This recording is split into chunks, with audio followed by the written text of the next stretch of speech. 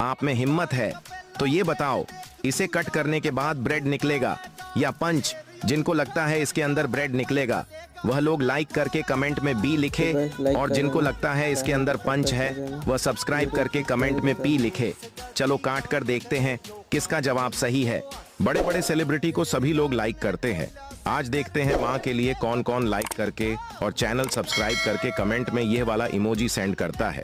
दोस्तों, यह तो ब्रेड था जिसका जवाब सही था।